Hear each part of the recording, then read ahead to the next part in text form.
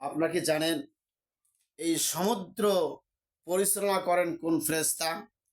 উদ্ভিদ ও সমুদ্রের ফেরেশতা রয়েছে।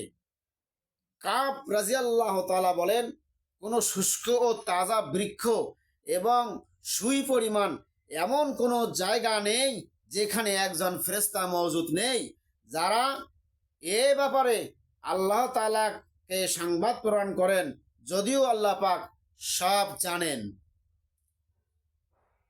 এই সমস্ত ফেরেশতারা আল্লাহকে সংবাদ দেন, যদিও আল্লাহ তাআলা জানেন। আসমানের ফেরেশতা মাটির অণু পরমাণুর চেয়ে অনেক বেশি। মাটির যে অণু পরমাণু আছে তার চেয়েও বেশি ফেরেশতা পৃথিবীতে ছড়িয়ে আছে। আর আল্লাহ পাকের আরশ বহনকারী ফেরেশতাদের বুক থেকে স্কন্দ পর্যন্ত দূরত্ব 500 বছরের রাস্তা। মানে এই বুক থেকে এই কাত পর্যন্ত 500 বছরের রাস্তা। কত সেই ফেরেশতা লম্বা হতে পারে?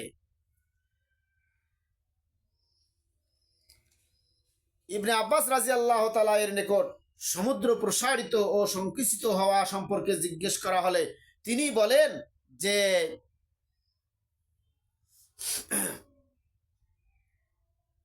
ইবনে আব্বাস রাদিয়াল্লাহু তাআলা হতে বর্ণিত, তিনি বলেন সমুদ্র প্রসারিত ও সংকুচিত হওয়া সম্পর্কে জিজ্ঞেস করা হলে তিনি বলেন, একজন ফেরেশতা গভীর এবং বিশাল সমুদ্রে নিয়োজিত রয়েছেন। সুতরাং যিনি এই ফেরেশতা যখন তার পা সমুদ্রে রাখেন তখন সমুদ্র বিশাল আকারে ধারণ করে, আর যখন এই ফেরেশতা তার পা উঠিয়ে ফেলেন তখন সমুদ্র ছোট হয়ে যায়, পানি কম হয়ে যায়। এই যে সমুদ্রের ঢেউগুলো দেখা যায়,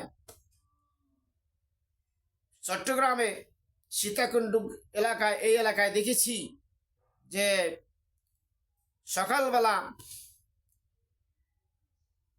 যেখানে পানি থাকে না, প্রায় মাইলকে মাইল রাস্তা, আবার 1টা বাজলে দেখা যায় এই এলাকা ভরে গেছে পানি দিয়ে, এদিকে নৌকা চলতেছে।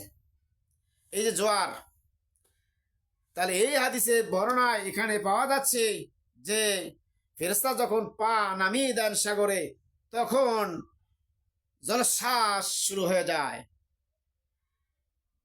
আর যখন পা উঠিয়ে নেন তখন পানি শুকিয়ে যায়।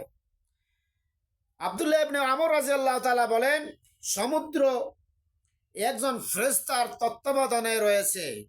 যদি তিনি এর থেকে অন্যমনস্ক হয়ে পড়েন, ওই ফেরেশতা অন্যদিকে মন দেন, তাহলে সামুদ্রিক ঢেউ জমিনে এসে আশ্রয় পড়বে। ইবনে আবু হাতিম।